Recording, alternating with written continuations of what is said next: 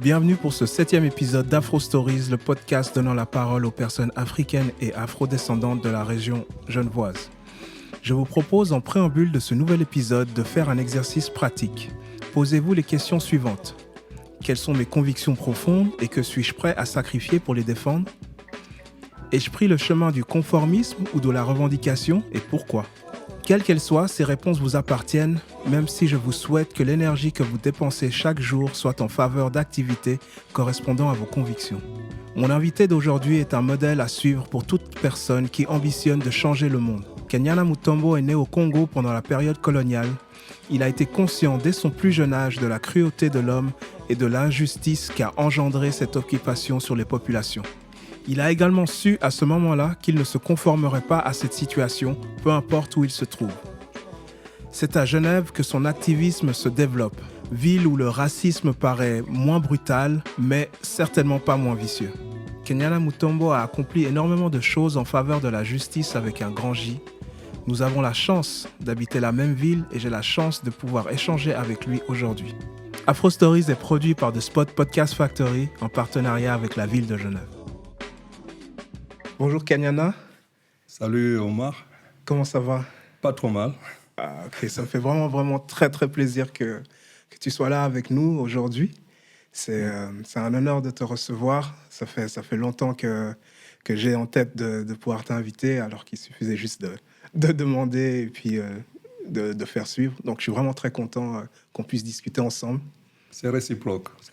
Depuis le temps que j'entends parler du spot, je me dis, il faudra qu'un de ces quatre, je puisse aussi passer. C'est the place where to be. Exactement. Tu connais même notre slogan, c'est exactement. Ah, c'est votre slogan. Ouais. Ah, mais je ne savais pas. Hein. Ah, merde, j'aurais dû trouver autre chose à dire. Non, c'est bien, ça veut dire qu'on a vraiment trouvé... Ah oui, on est sur la même longueur d'onde. Exactement. Donc, ce qu'on va faire aujourd'hui, c'est qu'on va discuter. Je commence toujours un peu de la même manière, c'est-à-dire pour pouvoir donner la chance à l'auditeur de situer la personne. Donc, je commence par une question qui est quelles sont tes origines et qu'est-ce qui t'a amené à Genève ? Depuis mes origines jusqu'à Genève, je pense qu'on risque de passer plusieurs jours rien que de parler de ça. Ça va, Je vais essayer d'abréger. Mes origines, elles sont congolaises. Et même congolaises, je peux dire, ça remonte encore à plus loin. Donc, je suis de l'ethnie Luba. Et les Luba ou les Baluba sont une des plus grandes ethnies de la RDC. Okay. Et une ethnie qui est centrale parce que c'est la langue Luba est une des 4 langues nationales et c'est la seule qui est parlée uniquement à l'intérieur du Congo. Okay. Les autres, le Lingala, le Swahili, le Kikongo sont parlés aussi par des pays avoisinants. Mais bon, ça ne donne aucune valeur à cette langue, hein, mais c'est juste pour la situer, pour situer aussi un peu l'ethnie. J'ai vécu pendant la période coloniale, ce qui fait que je peux faire le lien entre les deux périodes, d'autant plus que, voilà, quand on a eu l'indépendance en 60, j'avais déjà 11 ans. La réalité coloniale, je l'ai vécue dans ma chair, je l'ai vécue, j'ai commencé à me poser des questions déjà sur le fait colonial à cette époque-là. Donc tes souvenirs sont encore très vifs, quoi. Tout à fait, et qui explique aussi pourquoi je suis devenu activiste. Ça tient aussi à ça, mais je l'ai compris plus tard. Sur le moment, évidemment, je n'ai rien compris. Je vivais les événements, mais plus tard, j'ai compris pourquoi j'avais une tendance à m'orienter, à aller plutôt vers des causes à défendre plutôt que des causes qui laissent tranquille, quoi. Et donc, je suis né au Katanga, qui a pris le nom après de Chaba, mais le Katanga, je crois, c'est le nom qui est le plus connu. Donc, c'est dans le sud, très proche des frontières anglophones, si on peut dire comme ça. C'est de l'Afrique du Sud, le Zimbabwe, ce qu'on appelait avant la Rhodésie, hein, Rhodésie du Nord et Rhodésie du Sud. qui sont devenus Zambie et Zimbabwe, etc. Donc, dans cet environnement-là, c'est dans cet environnement que j'ai vécu. Et à l'indépendance, avec évidemment la sécession du Katanga, qui a été fomentée par une compagnie minière et qui a aussi expliqué pourquoi, quand j'ai voulu faire ma thèse de doctorat ici à Genève, j'ai choisi de travailler sur les multinationales. Je crois que je suis le premier et le dernier dans cet institut d'avoir parlé des multinationales d'une manière critique. Après, ils ont mis quoi dans le règlement? Ils ont dit non, vous pouvez faire toutes les thèses. Ils m'ont découragé de 1000 manières, etc. J'ai mis 10 ans pour finir ma thèse. Mais voilà, je l'ai quand même terminée. Mais je pense que je n'ai pas eu beaucoup de personnes qui ont suivi mon sillage. Et puis donc, on est parti du Katanga en 60 pour fuir les troubles. Et puis, il y avait carrément des chasses à l'homme contre les Baluba. Parce que ça, c'est une autre histoire. Hein. Les Baluba, c'est un peu ce qu'ont subi un peu les Tutsis au Rwanda, voire les Hutus au Burundi, etc. C'est-à-dire, pendant la colonisation, je vais faire très bref, pendant la colonisation s'est aussi construite sur la construction des ethnies supérieures. Oui. Les Tutsis ont été érigés en ethnie supérieure, les Baoulés ont été érigés en ethnie supérieure en Côte d'Ivoire, les Kikuyu, etc. Et au Congo, l'ethnie supérieure qui a été érigée, c'était les Baluba. Et évidemment, tout a été fait pour que, etc. Mais c'est une autre histoire qui explique aussi pourquoi le Congo a connu tous ces événements qu'il connaît depuis pas mal de décennies. Donc, on a quitté le Katanga pour Kinshasa. Et puis, à Kinshasa, on était scolarisés. Et puis, de Kinshasa, mon père est entré en diplomatie. Donc, il a été envoyé à l'étranger comme diplomate. Et c'est comme ça que je me suis retrouvé au Burundi. Et même après que mon père soit parti de là pour un autre pays, moi, je suis resté au Burundi pour faire mes études universitaires. Donc, j'ai passé environ 5 ans au Burundi. Et puis, du Burundi, j'ai transité par l'Éthiopie où était à ce moment-là mon père. Et c'est depuis l'Éthiopie que j'ai débarqué à Genève. D'accord. Okay. Comment ça s'est passé justement entre l'Éthiopie et Genève? Qu'est-ce qui, depuis l'Éthiopie... Déjà que, je ne connaissais pas la Suisse, à part le chocolat, des trucs comme ça, la Croix-Rouge. Et puis, j'avais quand même un statut diplomatique. Donc, pour venir ici, c'est carrément un diplomate ou quelqu'un de l'ambassade qui est venu déposer le visa. Je n'ai pas eu à faire la file ou quoi que ce soit. Ouais. Quand je suis arrivé ici, j'avais un passeport diplomatique. Je me suis débarrassé de ça parce que chaque fois que je voulais aller dans un pays, il fallait un papier spécial de l'ambassade, etc. Donc, les gens étaient au courant de tous mes mouvements. Donc, j'ai remis ce passeport diplomatique pour avoir un passeport ordinaire qui me permettait de pouvoir bouger plus facilement. Quand j'ai débarqué ici en 75, et je ne suis pas parti. Après mes études, j'ai terminé ma thèse en 86. Et en 87, je suis allé au pays pour voir, puisque j'avais terminé mes études, voir sur place comment me réinsérer dans la société, etc. Ok, c'était ça ton objectif, c'était tout à fait. Terminer les études, puis après retourner. Tout à fait. Ouais. D'autant plus que, j'avais, une fois, dès que je suis arrivé, j'ai postulé comme dans la carrière diplomatique. Comme mon père avait été diplomate, donc c'était beaucoup plus facile, etc. Et donc, mais quand je vis sur place comment ça marchait, parce que j'avais un matricule pour travailler au ministère des Affaires étrangères, j'ai postulé à l'Uni, évidemment, on m'a pris tout de suite. Mais lorsque j'ai commencé à discuter avec les copains qui étaient partis avant moi et qui étaient sur place, et qui étaient tout contents, ouais, c'est bien, tu es rentré, tu vas te bagarrer avec nous, etc. Et puis j'ai dit, moi j'adore la bagarre, mais j'aimerais voir où est-ce que vous vous bagarrez.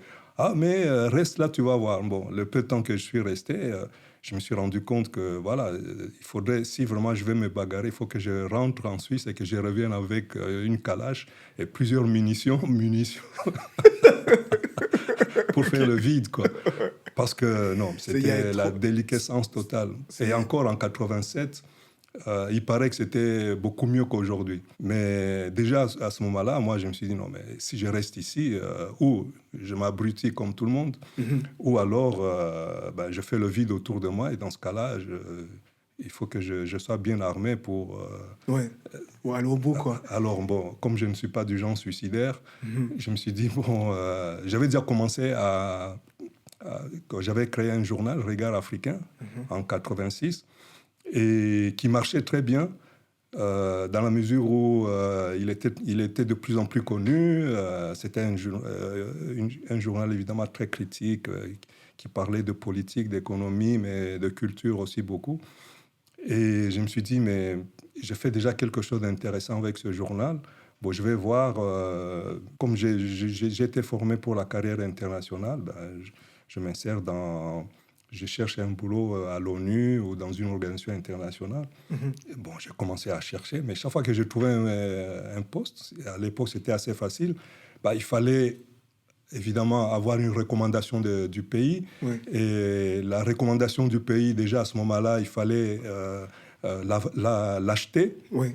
L'acheter, c'est-à-dire tu devais négocier avec le diplomate ou l'ambassadeur combien tu lui versais, si tu lui versais ton premier salaire ou le deuxième. Bref, cette histoire de corruption m'a complètement dégoûté. J'ai laissé tomber. Je me suis dit, bon, si je ne peux pas trouver moi-même un boulot, il faut passer par des gens qui commencent à te ponctionner parce que c'est ici, parce que c'est là. Donc, j'ai laissé tomber. Et puis, j'ai continué avec cette revue et à travailler à côté. Et puis, on a tenu quand même une vingtaine d'années avec cette revue. Et comment tu as pu justement fonder cette revue? Tu l'as fait, donc c'était toi qui en es à l'origine. Et puis ensuite, comment est-ce que tu as pu trouver des fonds pour pouvoir la faire continuer? C'était des souscriptions ou... Ouais, il y avait déjà eu quelques aventures plus ou moins malheureuses en termes de créer une revue, etc. Et j'avais appris de ça, de toutes ces expériences qui faisaient que la plupart de ces revues ça démarrait très fort et puis au bout de 2-3 ans, ça chutait, etc. Je me suis dit, bon, pour qu'on puisse aller de l'avant, la meilleure des choses à faire, c'est de créer une revue associative. Et effectivement, on a eu l'occasion, au début des années 80, il a commencé à arriver de plus en plus d'Africains à Genève et en Suisse en général. Et à Genève, c'était nouveau. En 83, 84, les gens étaient habitués à percevoir quelques diplomates quand ils se baladaient en ville, mais on ne voyait pas beaucoup d'Africains. Et on était vraiment des bêtes curieuses, quoi. Et donc, l'image déjà des Africains à ce moment-là commençait à être assez négative. Parce qu'évidemment, la plupart de ces requérants d'asile qui débarquaient étaient très jeunes. Oui.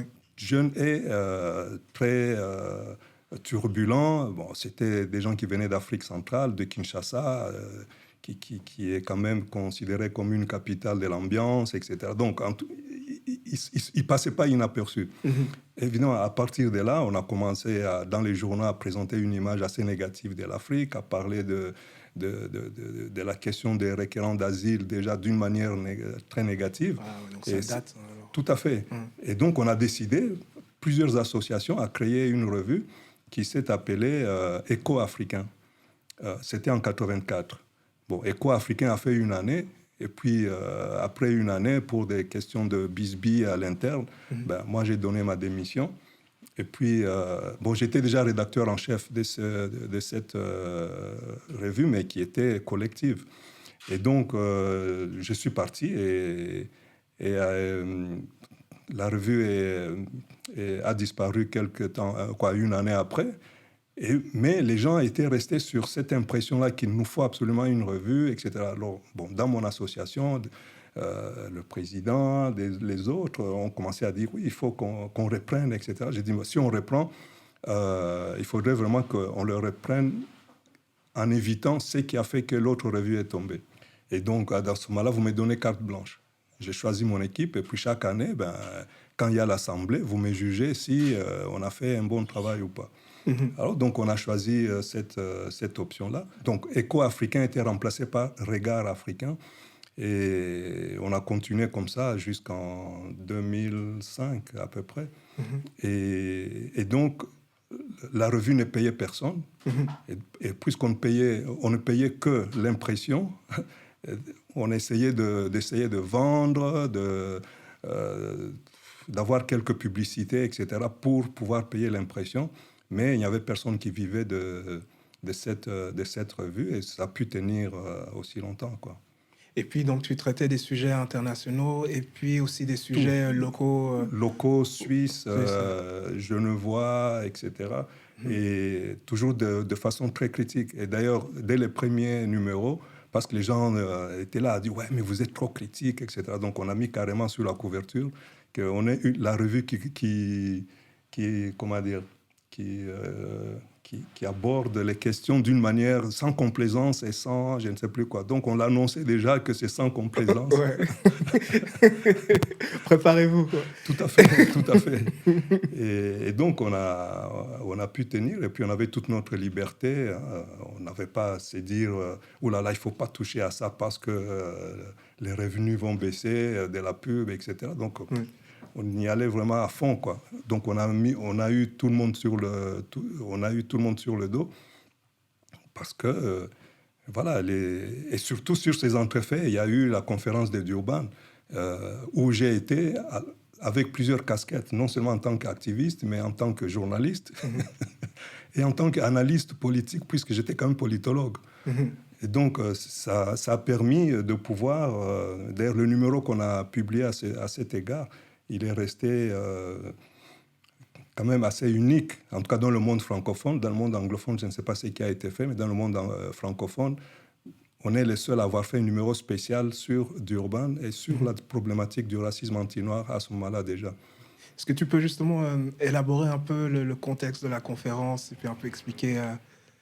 La conférence, elle était la suite de toute une série de conférences que l'ONU avait organisées sur les questions de racisme, de discrimination, de respect des droits humains, etc. Et puis, cette conférence a eu un cachet particulier parce que, d'un côté, elle associait pour la première fois des organisations de la société civile, c'est-à-dire les associations étaient invitées à accompagner les gouvernements pour discuter de ces questions de racisme, discrimination. Et aussi au niveau de la mobilisation. Elle venait quand même quelque temps après la fin de l'apartheid. La fin de l'apartheid, c'est en 94, je crois. 94 ou 84, moi, avec les dates. Et donc, c'était une manière de célébrer aussi cette fin de l'apartheid, la figure de Mandela, etc. Et donc, évidemment, cette conférence a pris place à Durban, en Afrique du Sud. Et, malheureusement, Mandela ne s'est pas montré, alors que... Oui.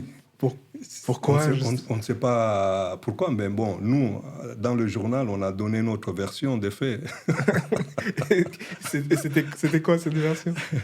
La version des faits, c'est que, voilà, Mandela, déjà qui n'avait rien fait pendant 27 ans, il était en prison, donc il n'agissait pas. Et toute la mobilisation, etc., qui la faisait, c'était sa femme. Et quand il est sorti, toute la gloire a profité à lui, et pas à la femme qui a entretenu, qui a soulevé, qui a été elle-même emprisonnée, brièvement. Mais en tout cas, on n'a pas reconnu, au contraire, dès que Mandela a été libéré, on a commencé à taper sur sa femme. Elle t'a cocufié, elle a fait ceci, elle a fait tuer un gamin. On ne voulait pas, évidemment, comme elle était beaucoup plus virulente, radicale, on ne voulait pas surtout que Mandela puisse, parce que c'était lui qui allait être certainement le premier président, on ne voulait pas que, évidemment, il ait à côté de lui Winnie, parce qu'elle était vraiment très, très virulente. Et elle est restée d'ailleurs jusqu'à sa mort. ce qu'elle pensait de la fin de l'apartheid, c'était assez... ouais. Mais donc, Mandela, quand il sort de prison, il négocie avec le pouvoir blanc, il reçoit son prix Nobel avec l'autre. Et puis, d'ailleurs, l'autre qui a présenté ses excuses juste quelques heures avant qu'il meure.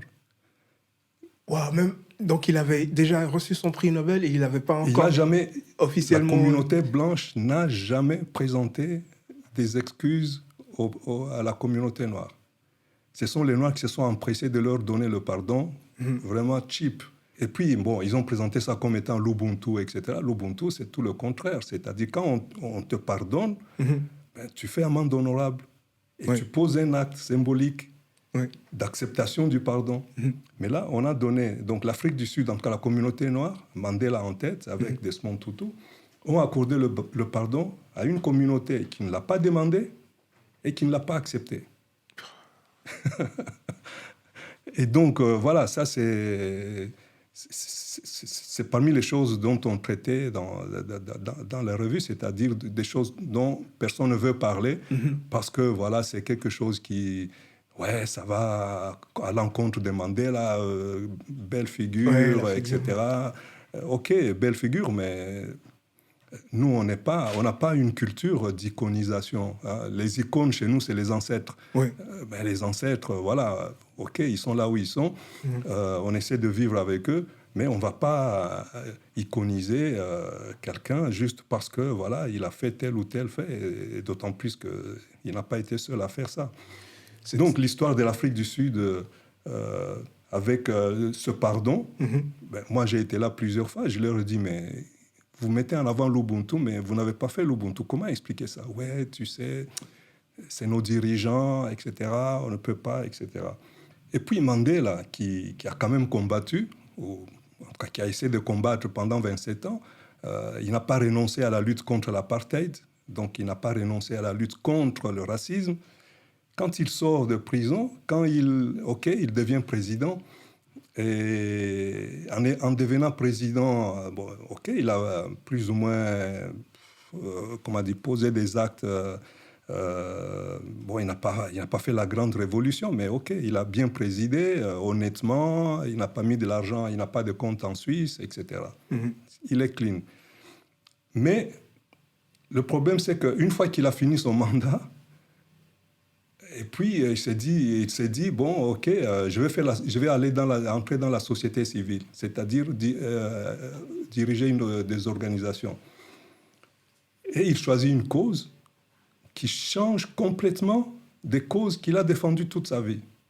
C'est-à-dire, il tourne le dos à la lutte contre le racisme, alors que c'est présent en Afrique du Sud et dans le monde, et il s'occupe de ce que tout le monde fait. Secourir les malades du sida. Soit disant parce qu'il y a un de ses fils est mort de ça, etc. Mais il est mort pendant qu'il était en prison. Et puis, donc voilà quelqu'un qui toute sa vie a lutté contre le racisme, et au moment où il entre dans la lutte comme représentant de la société civile, il choisit quelque chose de plus facile et où on n'a pas besoin de lui. Comment t'expliques ça? C'est une voie qu'on lui a suggérée. Certainement, on lui a suggéré, on a insisté là-dessus, et peut-être lui-même ne s'est pas rendu compte de ça, mais il n'est pas bête. Mandela n'était pas bête, il a tout à fait compris. Et peut-être on lui a mis juste en avant que voilà, l'Afrique du Sud, c'est parmi les grands pourvoyeurs de malades du sida, etc., s'il ne fait rien, etc., etc. Donc, on a mis beaucoup l'accent là-dessus, on l'a culpabilisé certainement. Et il s'est dit, la lutte, il faut la mener là. Bon, l'autre lutte, je vais laisser ça aux jeunes. C'est dommage parce que quand moi, j'ai fait le voyage de Durban, et à Durban, on attendait 2 personnes qui allaient se rencontrer pour la première... Je ne sais pas s'ils allaient se rencontrer pour la première fois, mais en tout cas, c'était les deux personnalités phares de cette conférence. C'était Fidel Castro et Mandela. En tout cas, pour nous, les activistes. Pour le gouvernement, c'est autre chose, sans doute. Et donc, on s'attendait à ce que les deux puissent se rencontrer, fassent un meeting ensemble, etc. Et on avait déjà prévu ça, en tout cas la société civile, les mouvements, etc. avaient déjà prévu ça. On a loué le plus grand stade de Durban. Et Mandela ne s'est pas pointé. Il n'y a eu que Castro qui est venu, qui nous a parlé pendant 2 ou 3 heures ou 5 heures, je ne sais pas. En tout cas, ses discours fleuves. Castro. Les gens étaient aux anges, mais Mandela, absent. Soi-disant qu'il aurait eu une petite grippe, etc. Il a envoyé juste un message, mais bon, il y a des maladies diplomatiques. Il aurait pu venir, ne fût-ce que parler 2-3 minutes. Et puis repartir pour dire, voilà, je suis malade. C'était pas le Covid. Et même s'il avait le Covid à l'époque. Mais c'est vrai, même grippé, quand il y a un moment aussi important, il faut être là, il faut être présent. Tout à fait. L'événement a été choisi à cause de lui, à cause de ce que l'Afrique du Sud venait de vivre. Et bien voilà, on a fait la fête sans Mandela. Non seulement il nous a lâchés dans la lutte contre le racisme, parce que la lutte contre le racisme, je vous ai dit, le racisme anti-noir, souffre tout justement du fait qu'il n'y a pas un leader, quelqu'un qui peut porter la lutte. Ok, il a fallu George Floyd, le pauvre, qu'il sacrifie sa vie pour que tout d'un coup, il y ait une sorte de leadership émerge. Mais un leadership d'une autre, d'une autre substance, quoi. Parce que quelqu'un qui meurt à cause de cette mort, tout d'un coup, et puis une mort qui intervient à un moment capital, c'est-à-dire au moment où les Américains veulent changer de présidence et ils veulent se débarrasser d'un il ne faut surtout pas qu'il passe. Et cette mort était du pain béni pour eux, pour montrer il ne faut surtout pas, etc. etc. Et ça a permis à faire élire, comment il s'appelle encore ? Joe Biden. Joe Biden. On n'arrive même pas à se souvenir de son nom tellement il est fantomatique. Est-ce qu'il connaît mon nom? C'est une bonne réponse. Tout à fait. S'ils ne connaissent pas mon nom, je n'ai pas attaché beaucoup d'importance à leur nom. Donc, voilà. Et donc, ça, c'est Mandela qui nous a lâchés. Et puis, cette Afrique du Sud qui vit, qui a vécu toutes ces dernières années avec deux communautés, une qui a pardonné et puis une autre qui a ignoré le pardon. Et il a fallu que, comment il s'appelle encore, De Klerk, donc celui qui a reçu le prix Nobel avec Mandela, juste quelques heures avant qu'il meure. Et en plus, il ne s'est pas adressé directement à la population noire. Il a enregistré. Donc, c'est quand on a été sûr qu'il était mort qu'on a sorti l'enregistrement. Et il était là, évidemment, fatigué, etc. Et c'est dans cet enregistrement qu'il a pu demander pardon à la communauté noire pour ce que la communauté blanche a fait subir, etc. Donc, j'ai l'impression qu'ils ont quand même pu réussir au sortir de l'apartheid à manœuvrer pour faire en sorte que tout le monde reste le plus docile possible en donnant, et sans vraiment implémenter des changements, des changements radicaux dans les mentalités. C'est-à-dire que j'ai l'impression que c'est... Il y a plusieurs facteurs qui peuvent expliquer ça. Il y a ce que tu viens de dire, effectivement, l'explicite tout à fait. Mais il y a un autre facteur qui touche à la culture africaine. Nous avons une culture du pardon, pas seulement du pardon, mais en tout cas, en ce qui concerne le pardon, nous avons une culture avec des personnes de bon sens et qui peuvent faire preuve d'un certain sens éthique. Oui, ça peut aller. Mais aujourd'hui, où on trouve des gens qui utilisent la culture pour assouvir des ambitions personnelles, etc., il faudrait qu'on puisse revoir ces choses-là.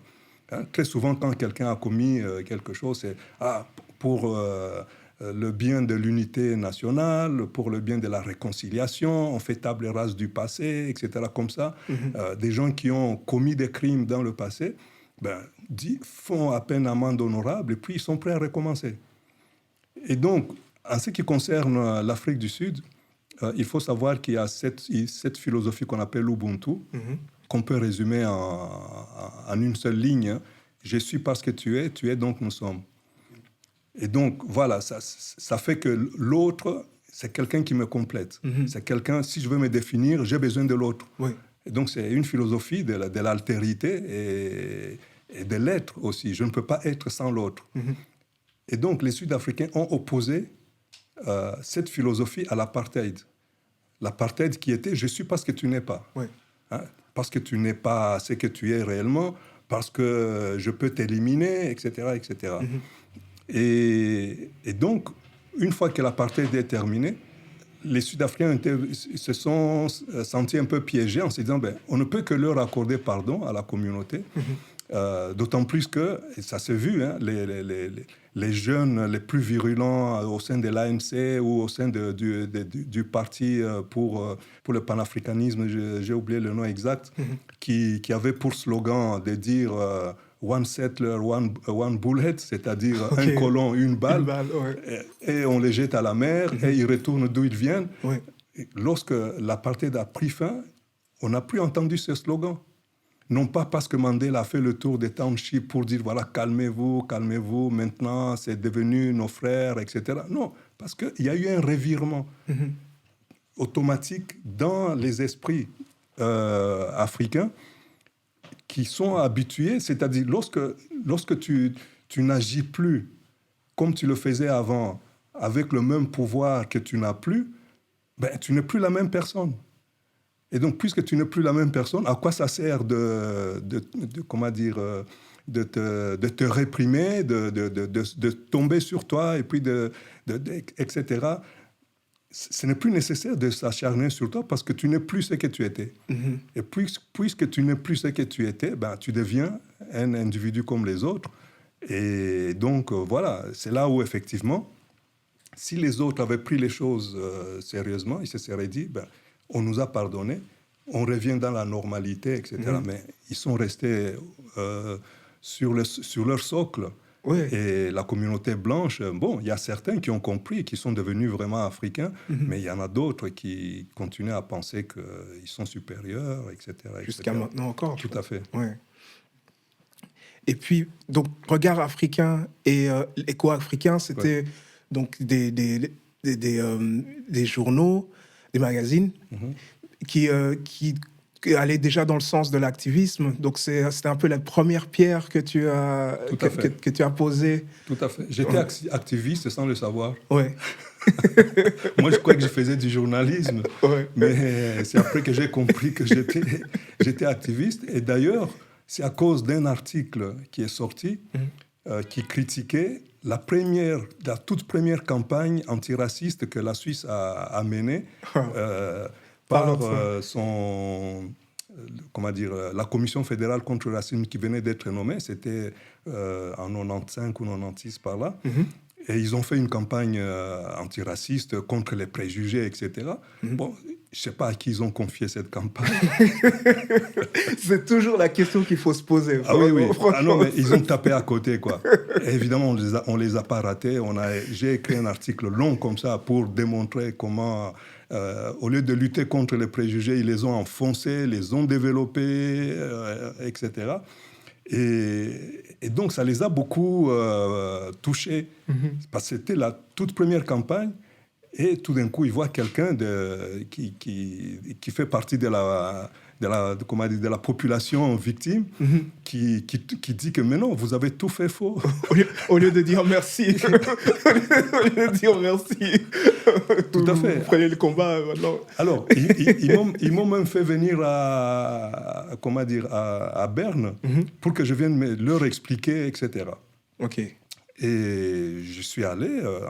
toujours comme journaliste, et je leur ai expliqué, etc., que voilà, si vous voulez combattre les préjugés, on peut vous donner des idées. Vous pourrez utiliser des images, je ne sais pas moi, de quelqu'un qui mettre par exemple quelqu'un au guichet de l'UBS, un noir. Ouais.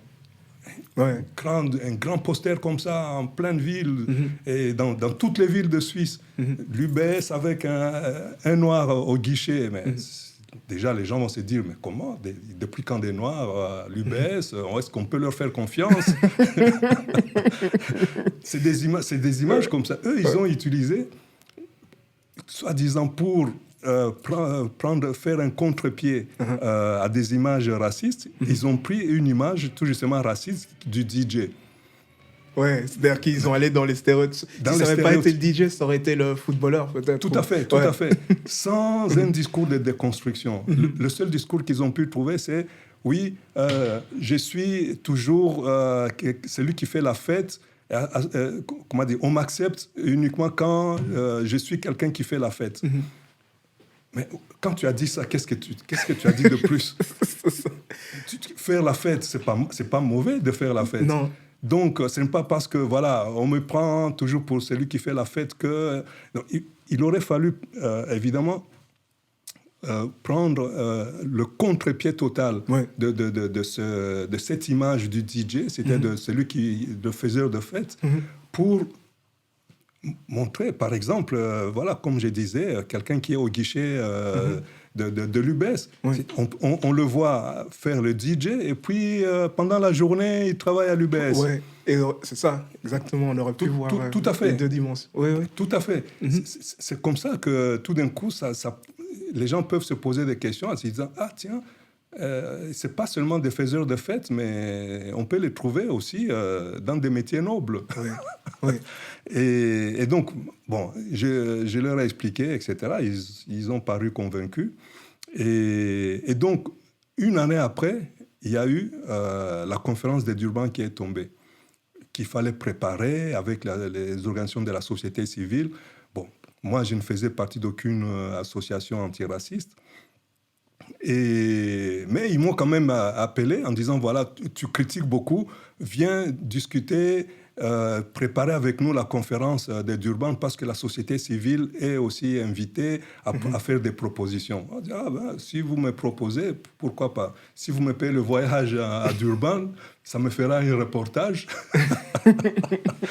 Je pourrais vendre du papier et en même temps faire de l'antiracisme. Donc voilà comment je me suis retrouvé à être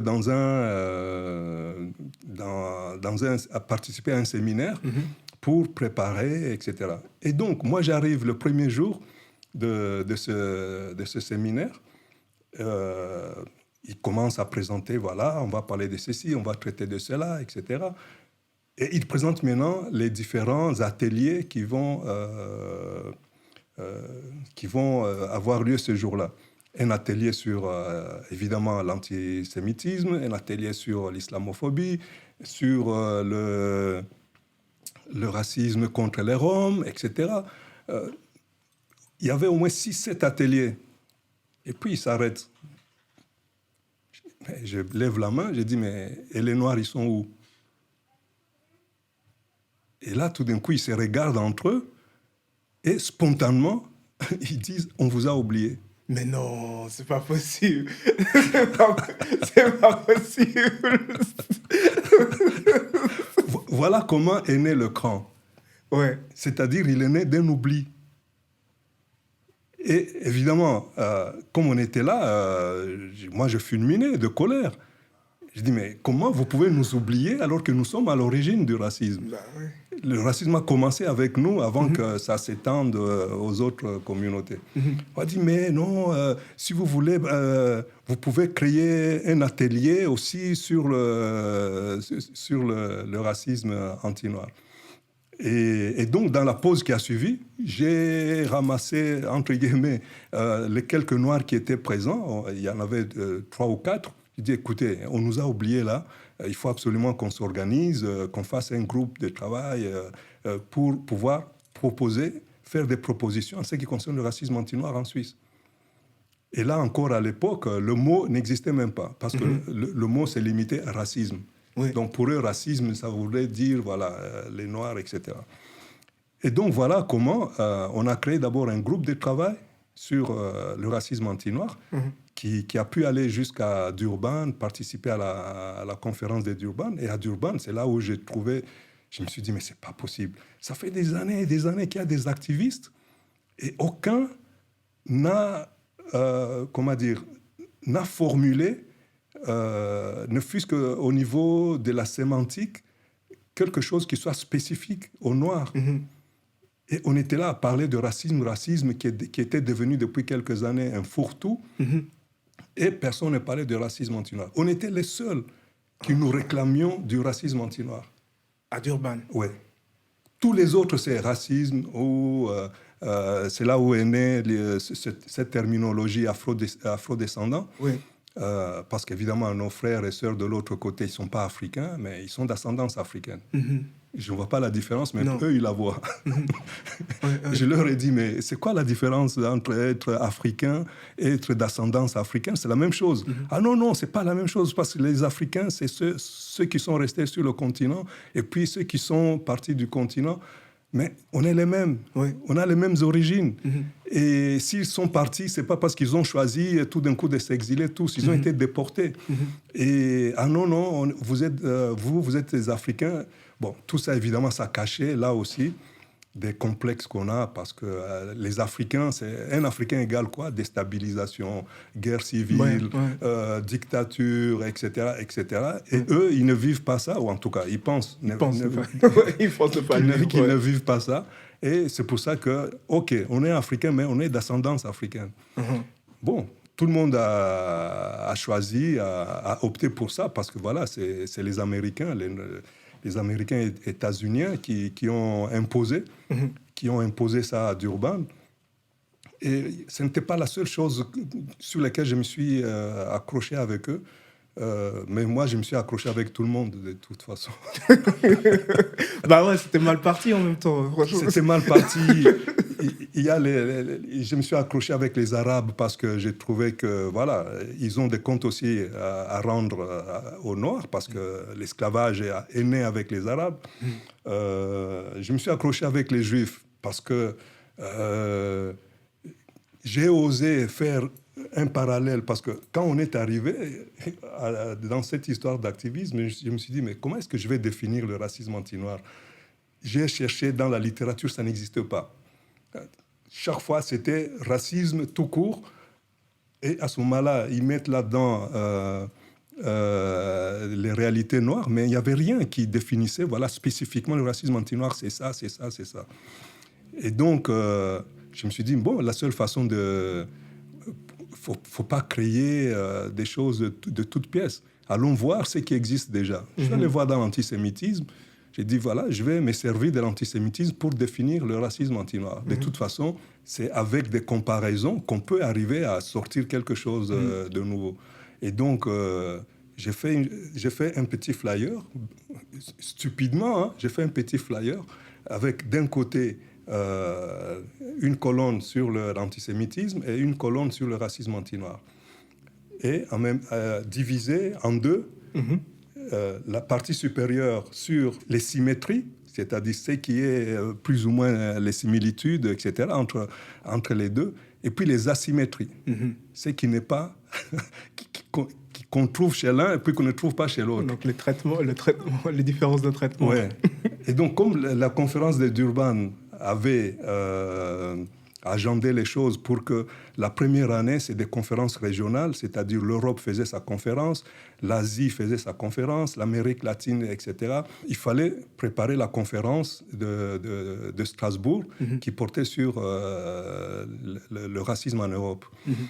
Et donc, et d'ailleurs, quand on est allé à Berne, c'était dans ce but-là, de préparer la conférence de Strasbourg. Les personnes qui savent ne peuvent pas ignorer le fait que le racisme vient du racisme anti-noir. C'est-à-dire que... Ils n'ignorent pas, mais c'est juste le fait de spécifier. De se dire, tiens, dans la configuration du racisme, etc., il y a le racisme contre les Juifs, le racisme contre les Arabes, le racisme contre les musulmans, etc., etc. Donc, toutes ces spécificités-là. Et les gens arrivent à oublier qu'il y a aussi une spécificité noire. Ça s'est dilué entre... Ça s'est dilué. Que veux-tu? Nous sommes des personnes qui sont les plus dissolubles. on peut nous mettre dans tout, etc. Et voilà, on trouve toujours le noir. On peut le mettre parmi les Chinois, on saura repérer le noir, etc. Donc, eux, ils se sont dit, ils n'ont même pas pensé à ça d'abord. Mais leur cerveau a pensé à ça, dans la mesure où, quand ton cerveau est habitué à ignorer l'autre, à ne pas le prendre en considération lorsqu'il s'agit de prendre en considération des êtres humains. On pense à tout le monde sauf à cela. Quand le cerveau a été habitué à cet oubli de l'autre, ça arrive que même dans la matière du racisme, on arrive encore à oublier. Et ça s'est passé, c'était en 2000, au moment où il y a eu la préparation de cette conférence. Mais en 2017, ici à Genève, au conseil municipal, il y a des députés qui ont reçu un rapport du Centre d'écoute contre le racisme, comme quoi le racisme à Genève, les discriminations, etc., sont en augmentation. Et depuis plusieurs années, c'est surtout les Noirs qui en subissent le plus. Et donc, ces chiffres arrivent au conseil municipal, quelques députés s'en émeuvent et disent, voilà, il faut faire quelque chose. Et un député, propose une motion pour qu'on puisse renforcer davantage la lutte contre le racisme. Bon, le racisme en général. La motion passe, et au moment maintenant de distribuer les fonds pour lutter contre le racisme, on donne une enveloppe pour lutter contre l'antisémitisme, une enveloppe contre l'islamophobie, une enveloppe contre le racisme anti-Rome, je crois. Je ne sais pas s'ils ont inclus ça. En tout cas, ils distribuent quelques enveloppes et rien sur le racisme anti-noir.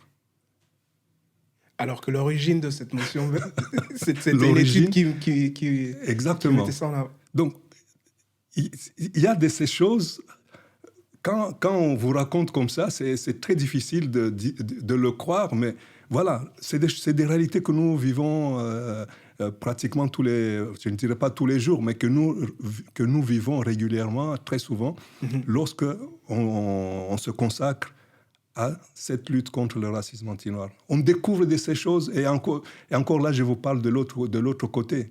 Du côté des Noirs, c'est encore pire. Mais bon, ça c'est une autre... mais c'est juste pour dire que le cerveau qui s'est habitué à ignorer, à dénigrer, à déconsidérer, etc., a fini par se normaliser avec cette déconsidération, oubli de l'autre, etc., etc. Et de sorte qu'on se surprend tout d'un coup à agir, non pas volontairement, ces gens n'ont pas agi volontairement, mais ils se sont dit, sans doute que dans la configuration antiraciste, même si le cran est de plus en plus connu, et que le centre même qui a proposé ces chiffres, le centre d'écoute contre le racisme, a été créé avec le CRAN, pas seulement le CRAN, mais en tout cas avec le CRAN, on est venu nous trouver, voilà. Là, on ne nous a pas oubliés. Donc, quand il s'agit de bosser, de nous faire travailler, on pense à nous, etc. Sauf qu'au moment où on distribue et encore, ces enveloppes ont été distribuées à des organisations. Ouais. Elles n'ont pas été distribuées juste comme ça. La lutte contre l'islamophobie, allez, voilà 50 000 pour vous, etc. Et vous vous débrouillez. Non, ils ont identifié les organisations qui luttent contre ces racismes spécifiques, et ils leur ont... Donc, du jour au lendemain, ces organisations ont vu tomber entre leurs mains quelque chose qu'ils n'ont même pas réclamé. C'est ça. Pour lesquels ils n'ont même pas travaillé. Non, ils n'ont pas... Il n'y a pas eu de demande ou quoi que ce soit. On leur a juste dit, voilà, il y a un racisme qui est en train de monter, il faut trouver des solutions. Et ils se disent, bon, on va trouver des solutions pour le racisme en général. On ne va pas distinguer ou... OK. Mais ils oublient de consacrer quelque chose. Et puis, je crois qu'il y a certains, même quand j'ai posé la question à certains de ces députés-là municipaux, qui ont dit, mais de toute façon, le racisme, c'est la LICRA qui lutte contre le racisme. Et effectivement, la LICRA a reçu aussi une de ces enveloppes. Mm-hmm. Mais la LICRA ne lutte pas seulement contre le racisme anti-noir, il lutte aussi contre l'antisémitisme. Oui. Et il y a une organisation qui a pour spécificité de lutter contre l'antisémitisme, qui est la CICAD. Mm-hmm. Mais et la LICRA et la CICAD ont reçu. Oui. Alors, comment expliquer que seule l'organisation noire qui lutte contre le racisme anti-noir n'est pas... Et donc, lorsqu'on a vu ça, évidemment, on a écrit, on a protesté, etc. Mm-hmm. Et donc, ils ont corrigé le tir. 2 ans après, il y a un autre député qui a introduit une motion qui est passée.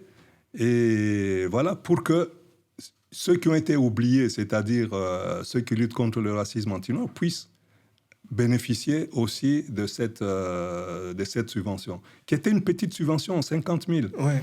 Et donc, en 2019, ils ont pris une motion spécialement pour que l'organisation ou les organisations qui luttent contre le racisme anti-noir puissent recevoir aussi une enveloppe.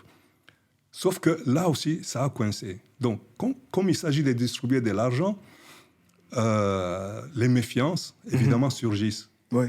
Est-ce que cet argent va être bien géré, etc. Et ils trouvent comme solution, au lieu de donner cet argent à une organisation qui fait déjà ses preuves, ils ont morcelé. Ils ont cherché à morceler en disant, voilà, on met cet argent à la disposition des projets, et non pas d'une organisation, des projets contre le racisme. Mais les projets contre le racisme anti-noir, ça peut émaner d'une école, pas nécessairement une école africaine, et ça n'existe pas de toute façon des écoles africaines. Ça peut émaner d'une association, je ne sais pas moi, de Suisse ou de... Donc, ça n'a plus un lien avec, comment dire, une organisation dont il s'agit de renforcer les capacités. Oui, parce que les autres, ce sont leurs capacités qui ont été renforcées. Et encore, quand ceux qui luttent contre l'antisémitisme, la CICAD, a vu cet argent lui tomber entre les mains, ils se sont dit, il y a de l'argent.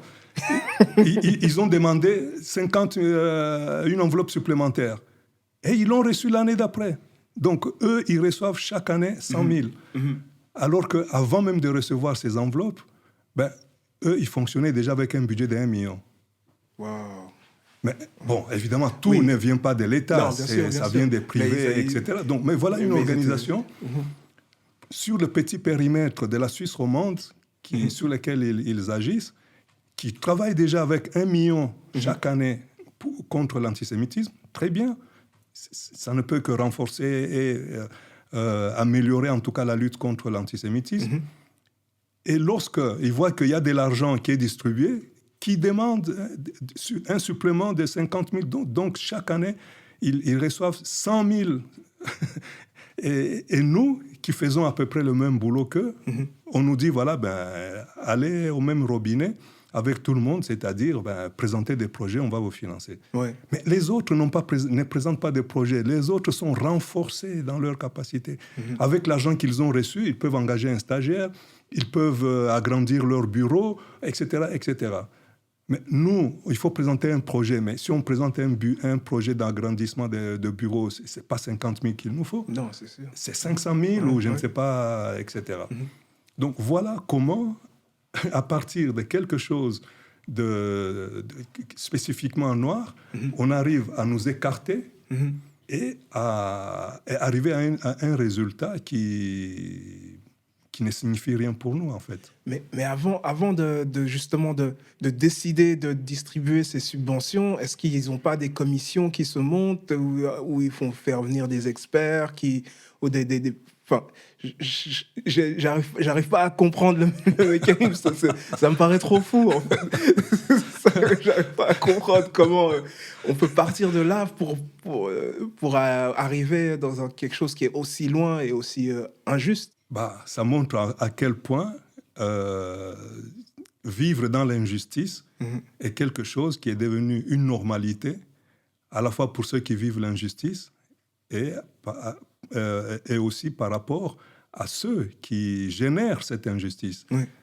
Et ils arrivent à une injustice sans même se rendre compte.